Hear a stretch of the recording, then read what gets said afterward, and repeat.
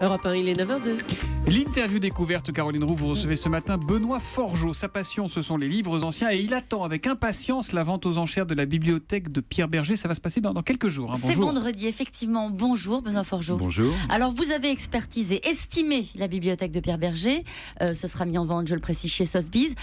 Vous êtes libraire, expert en livres anciens, en manuscrits. Quelle est la première chose que vous regardez pour faire la différence entre un vieux bouquin et un petit bijou ?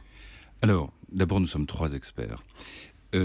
La première chose, c'est vous prenez le livre en main et vous regardez sa reliure, la date de sa publication, son état de conservation, s'il y a des marques de provenance, etc. S'il y a des notes. Et donc, vous, a priori, assez rapidement, vous faites la différence entre une drouille, comme on dit dans le métier, et un bijou.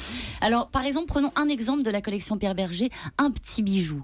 Les petits bijoux, en général, ils ont une histoire. C'est pour ça que ce sont des petits bijoux. Bien sûr. Et en ce sens, la bibliothèque de Pierre Berger est singulière par la généalogie de tous ses livres.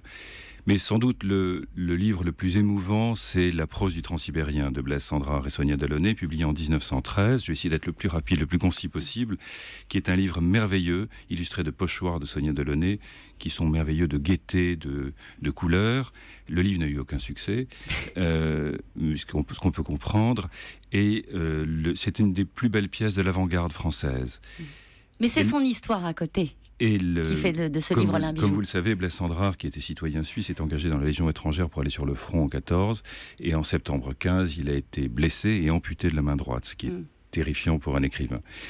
Et l'exemplaire est dédicacé à son infirmière, qu'il a soignée, qu'il a sauvée du désespoir, une certaine Lucienne P. Et l'envoi lui-même est magnifique, ce qu'on appelle un envoi dans notre jargon, c'est-à-dire c'est une dédicace de la main de l'auteur. L'envoi est merveilleux parce qu'il dit à Lucienne P. pour le prêt de ses mains, dont le profil me reste. Et là, c'est là que vous intervenez en tant qu'expert, parce que vous allez retracer en réalité l'histoire d'un livre. Donc comment est-ce que vous travaillez ? Quels sont les outils que vous avez en tirant la pelote pour refaire le film ? Alors on a de nombreux livres de référence. Finalement, on a plus de livres de référence que de livres à vendre. Des répertoires héraldiques, des catalogues de vente anciens, des études autour de tel ou tel mouvement littéraire ou historique, etc. Et donc c'est une documentation très importante, Internet, qui n'est pas bien entendu. Et donc, avec tous ces instruments, on va essayer de restituer la généalogie de chacun des livres. Est-ce qu'il y a des faux ? Est-ce que vous traquez les faux ? Bien sûr.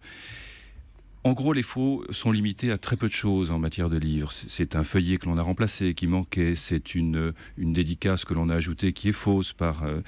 Mais récemment, un scandale en Italie m'a prouvé qu'on pouvait constituer un faux entièrement, ce qu'on ignorait jusqu'alors. Et un faussaire qui s'appelle Descarreaux est arrivé à créer un livre de Galilée qu'il a enrichi de dessins. Tout est faux, la reliure, le papier, les dessins et même la provenance Galilée. Mais c'était un beau faux, visiblement. C'était un faux merveilleux, il est arrivé à le vendre.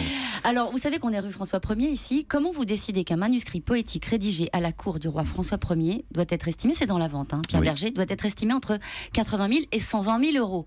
Qui décide ? Alors, on décide ça ensemble, et ça, on marche par comparaison, c'est-à-dire qu'un manuscrit de ce type-là, par définition, est unique. Donc, on essaye de trouver des exemples similaires ou comparables que l'on a eu en main, dont on a eu vent, dont on connaît la trace, et c'est comme ça qu'on arrive à peu près à déterminer, peut-être me suis-je trompé, mais qu'on donne une estimation. Vous en parlez avec gourmandise, des livres, vous les voyez passer tous les jours dans votre librairie, parce que vous avez aussi une librairie. Vous les lisez ? Souvent. Et c'est, au fond, l'aspect le plus merveilleux de ce métier, c'est qu'il n'y a pas de limite. Et donc on découvre tous les jours. Tous les jours, on va à l'école.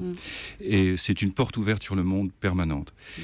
Et donc, évidemment, ça met en appétit pour des auteurs qu'on ne connaissait pas, des sujets dont on ignorait tout. Évidemment qu'on veut se plonger dedans. Donc, on a souvent le nez dans les livres, oui. Et ça donne envie de lire. Vous vouliez être, quand vous étiez petit, vous vouliez être ou journaliste ou marchand d'art. Donc, vous avez coupé la poire en deux, vous avez été exactement, je n'étais pas assez brillant pour être journaliste comme vous. Bien sûr, oui. Et pas assez courageux peut-être pour être marchand d'art. Est-ce que nos contemporains feront l'objet de collections ? Est-ce qu'il y a déjà des archives des livres qu'on lit là en ce moment ? Ils font déjà l'objet de collections. Je m'occupe d'ailleurs beaucoup d'archives contemporaines. J'ai vendu la bibliothèque de Derrida à Princeton ou la bibliothèque de Foucault à Yale. Donc oui, bien sûr, les contemporains sont collectionnés, leurs manuscrits, leurs premières éditions, etc. Alors je vous encourage tous à aller voir la collection Pierre Bergé, qui est très singulière, qui est très personnelle, et vous faites défiler les lots. Moi j'ai une commande à faire pour Noël pour Thomas, c'est le lot 108.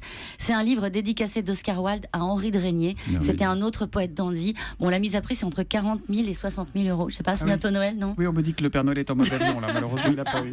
Je vous enverrai le bordereau, ne vous inquiétez pas. Avec plaisir. Donc c'est une drouille, hein, ça, quand ça vaut rien, c'est une drouille. Oui. C'est joli comme mot. Merci beaucoup, monsieur. Merci, Caroline. À demain. Merci à vous. Fin.